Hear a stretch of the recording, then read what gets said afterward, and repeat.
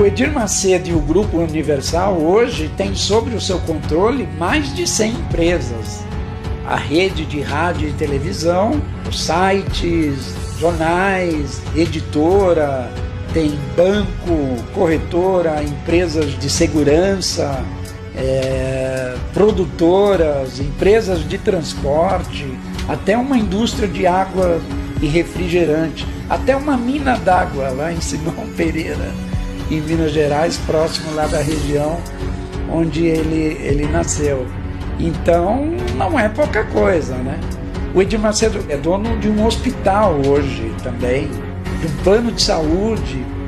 E em empresas grandes, assim, por exemplo, como na TV Record, quase todos os prestadores de serviços lá são do próprio grupo Universal, ou do próprio grupo do Edir Macedo.